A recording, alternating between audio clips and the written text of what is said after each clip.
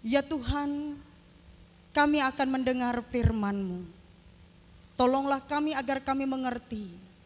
Tolonglah kami agar firman yang sudah kami mengerti ini juga mampu kami praktekkan dalam kehidupan kami.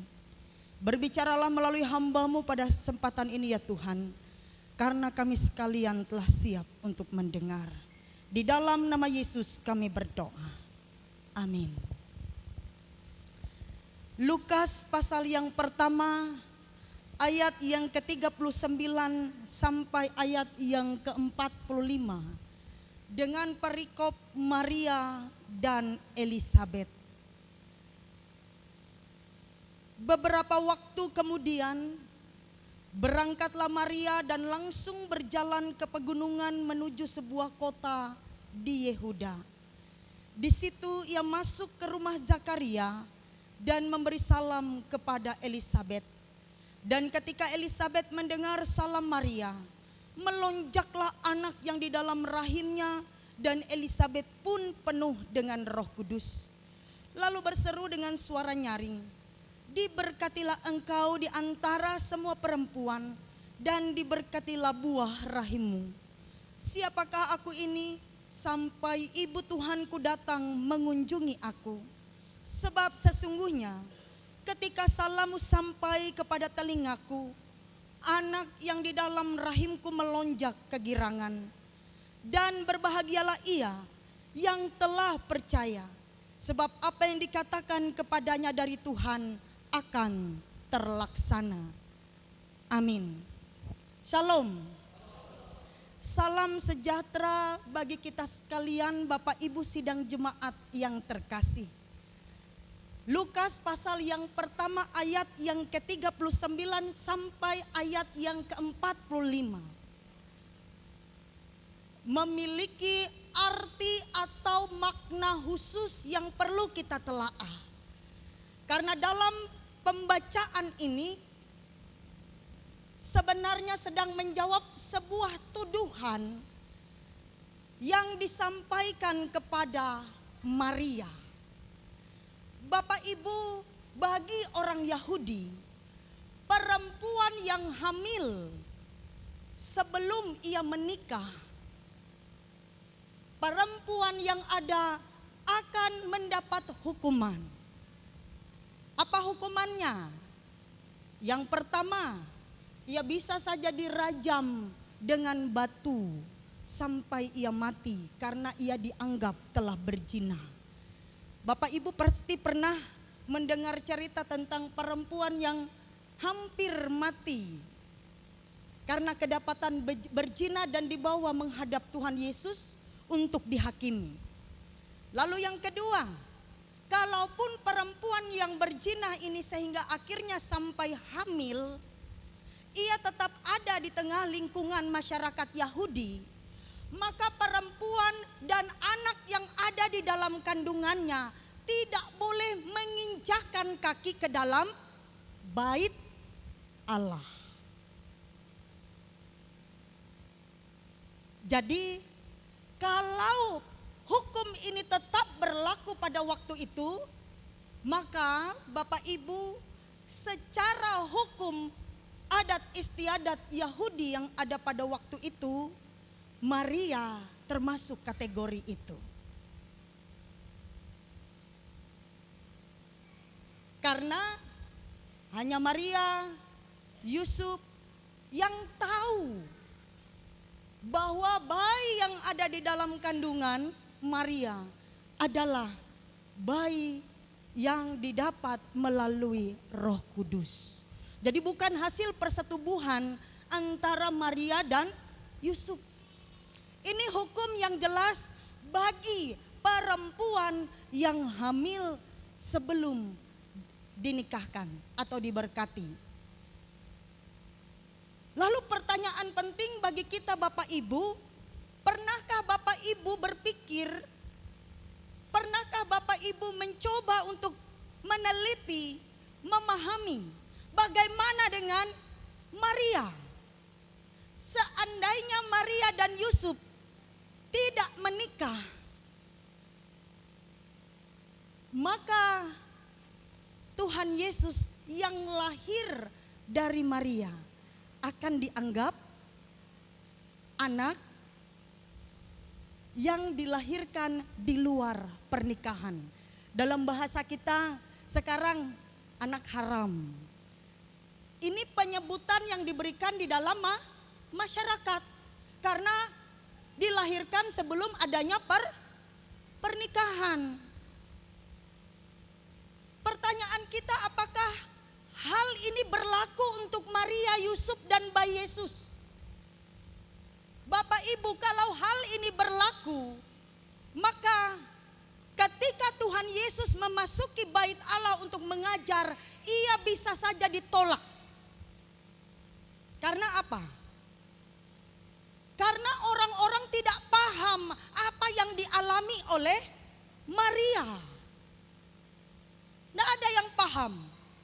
Bahkan sampai masa sekarang pun ada banyak hinaan, ada banyak ledekan, ejekan yang diberikan oleh orang-orang bukan Kristen tentang Tuhan Yesus, tentang Maria. Karena ketidakmengertian, ketidakpemahaman mereka tentang bagaimana cara Allah bekerja di dalam dunia. Materi ini adalah pengajaran yang sulit untuk dimengerti.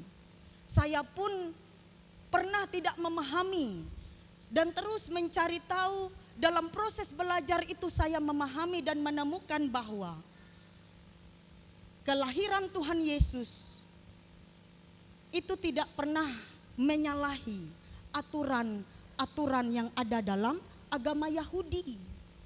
Karena memang Tuhan Yesus tidak datang untuk meniadakan hukum Taurat, melainkan untuk menggenapi. Dan supaya hukum Taurat itu tergenapi melalui keberadaan Tuhan Yesus, maka Tuhan Yesus terlebih dahulu harus mengikuti setiap aturan-aturan yang ada dalam agama Yahudi.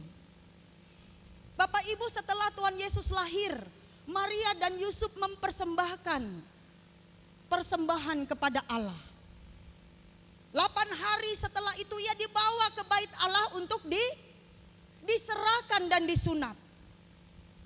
Dalam perjalanan pelayanan Yesus, ia mengikuti aturan dan tata laksana peribadatan orang Yahudi. Karena Tuhan Yesus memang berasal dari lingkungan itu. Ada banyak teks Alkitab yang menyebutkan hal itu. Jadi meskipun ia Tuhan, tetapi ia tunduk kepada aturan-aturan yang ada. Demikian juga dengan Maria dan Yusuf. Supaya bayi Yesus bisa diterima dan diakui di lingkungan orang-orang Yahudi, bahkan ketika ia besar ia bisa dibawa ke dalam bait Allah, maka Maria dan Yusuf harus datang kepada imam supaya keberadaan mereka dan bayi yang ada di dalam kandungan Maria dinyatakan oleh imam sah. Maka Bapak Ibu, kunjungan Maria kepada Elizabeth dalam pembacaan kita pada hari ini bukan sekedar kunjungan biasa. Karena Zakaria adalah seorang imam, suami dari Elizabeth, sepupu dari Maria. Kedatangan Maria untuk berjumpa dengan Elizabeth sekaligus Zakaria untuk membenarkan keberadaan mereka supaya Yusuf dan Maria dikatakan sah secara adat istiadat dan aturan orang Yahudi. Tidak membutuhkan penjelasan yang panjang lebar bagi Zakaria dan Elizabeth untuk membenarkan bahwa bayi yang ada di dalam kandungan Maria berasal dari Allah. Dikatakan di dalam ayat yang ke-43. Siapakah aku ini sampai ibu Tuhanku datang mengunjungi aku? Sebab sesungguhnya ketika salammu sampai ke telingaku, anak yang di dalam rahimku melonjak kegirangan. Dan berbahagialah ia yang telah percaya, sebab apa yang dikatakan kepadanya dari Tuhan akan terlaksana. Pernyataan Elisabet ini mengkonfirmasi, artinya menyetujui bahwa bayi yang ada dalam kandungan Maria itu berasal dari Allah. Dan mereka memang sudah tahu sebelumnya, malaikat Tuhan sudah menyampaikan hal itu kepada Zakaria ketika Zakaria menghadap Allah di baitnya. Apa yang dapat kita pelajari dari hal ini Bapak Ibu? Yang pertama, kelahiran Tuhan Yesus ke dalam dunia ini, meskipun itu adalah inisiatif Allah dan lahir dengan cara yang di luar pemahaman manusia, tetapi tetap berada dalam jalur dan hukum yang berlaku pada waktu itu.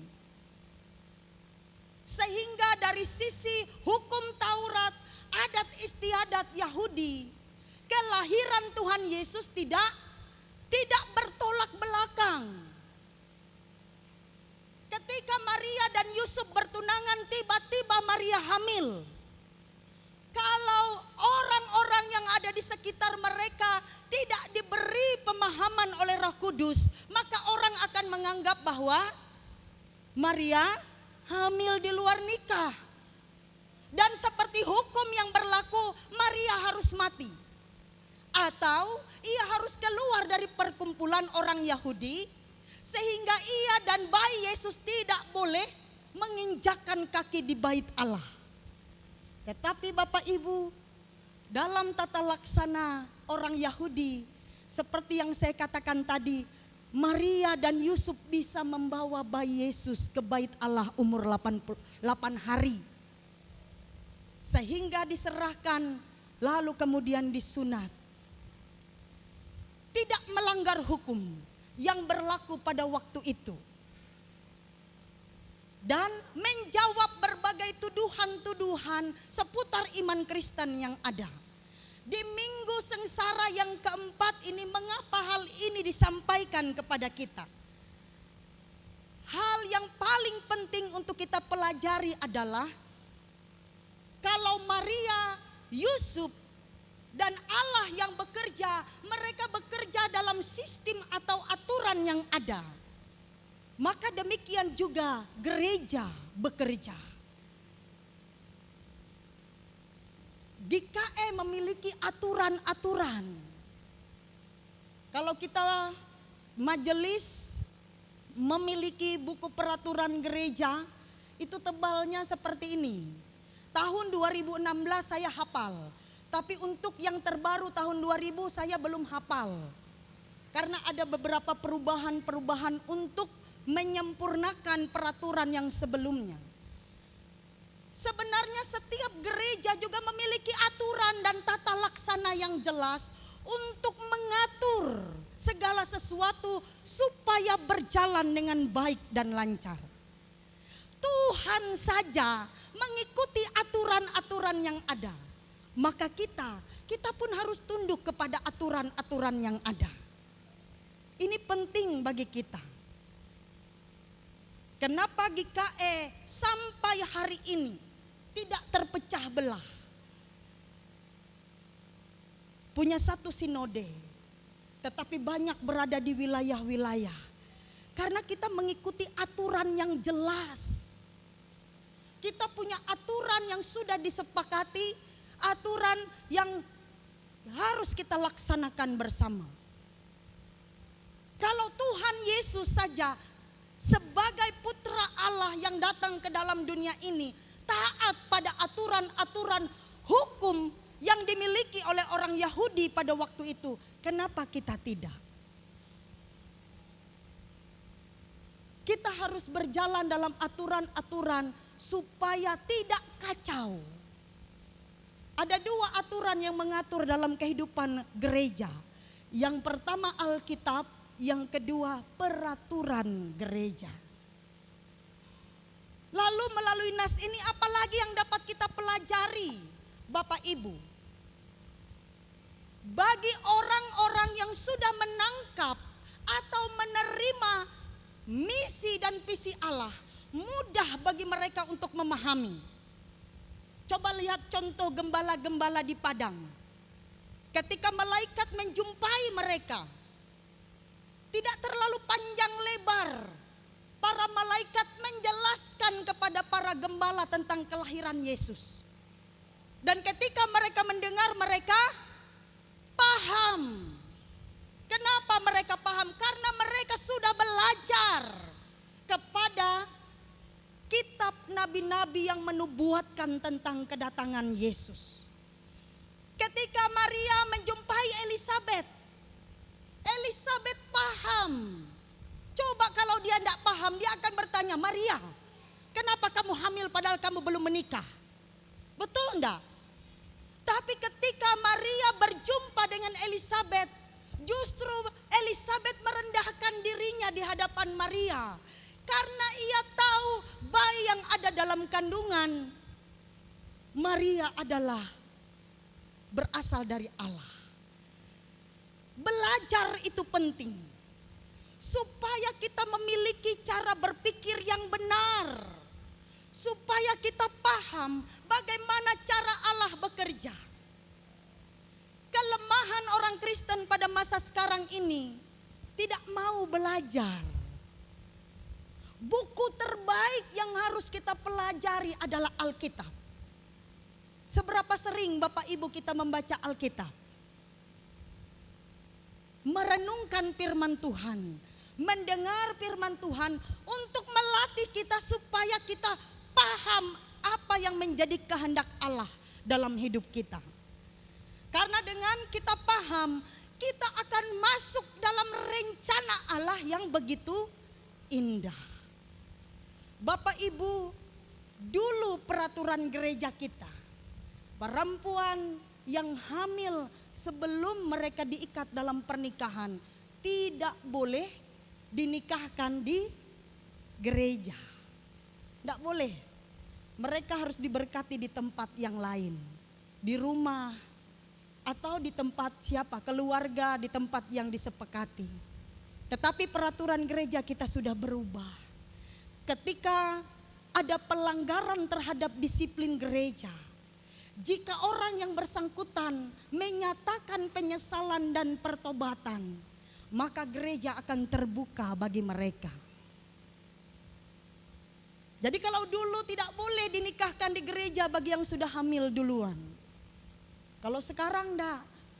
Yang penting yang bersangkutan sudah melakukan pertobatan. Setelah pertobatan dijalankan, maka orang yang bersangkutan diberi kesempatan untuk memilih. Kadang-kadang ketika memilih, ini sudah tergantung kepada yang bersangkutan. Ada yang tetap minta di rumah. Tapi dalam pengalaman saya pernah, karena dia dari Muslim, hamil, lalu melapor ke gereja, saya yang melayani, dilaksanakan katekisasi pertobatan dan mereka sudah memenuhi aturan-aturan gereja.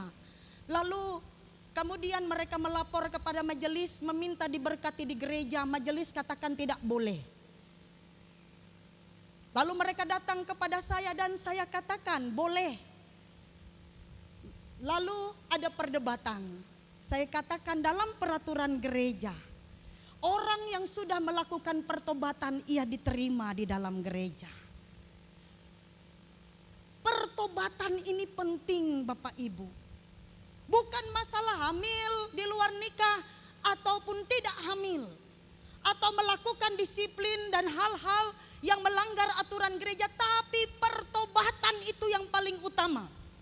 Di mana seseorang yang sudah melakukan pelanggaran menyadari keadaannya dan memohon pengampunan daripada Tuhan.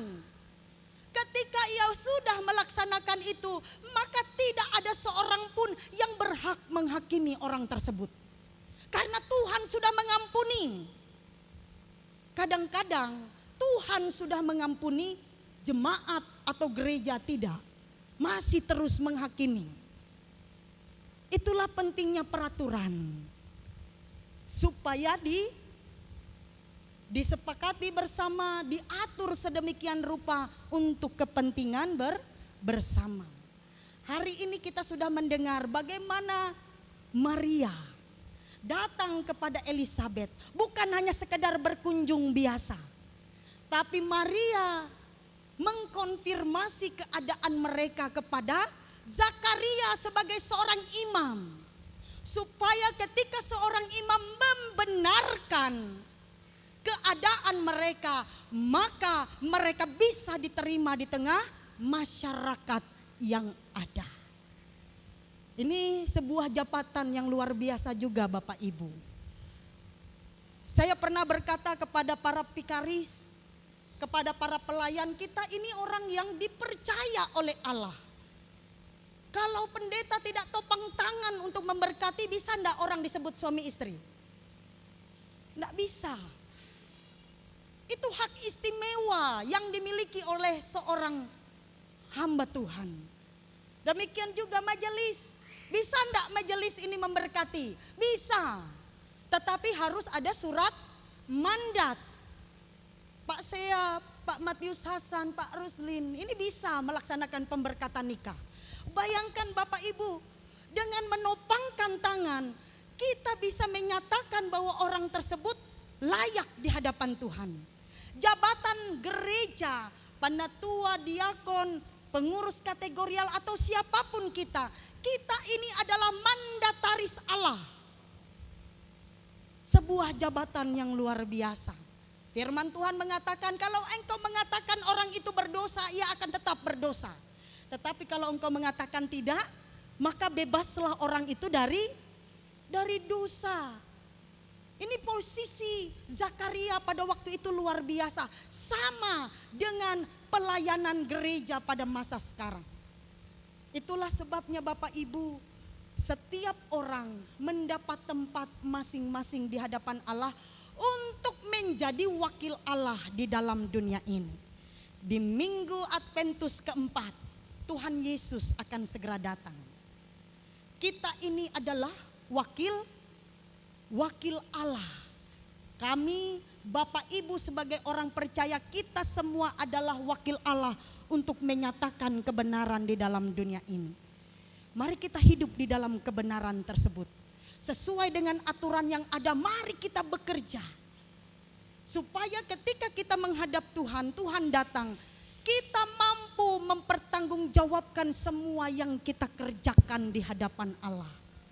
Untuk kepujian dan kemuliaan nama Allah. Ayat yang terakhir, dan berbahagialah ia yang telah percaya, sebab apa yang dikatakan kepadanya dari Tuhan akan terlaksana. Tidak ada rancangan Allah yang gagal dalam hidup kita. Amin. Rancangan Allah akan digenapi. Tetapi yang berbahagia adalah mereka yang percaya dan tetap berada dalam rancangan itu. Kiranya itu adalah saya, Bapak Ibu sekalian. Mari kita tetap setia kepada Allah. Sambil berjaga-jaga, kita menanti kedatangannya di minggu Adventus yang keempat ini. Tuhan Yesus memberkati kita. Amin.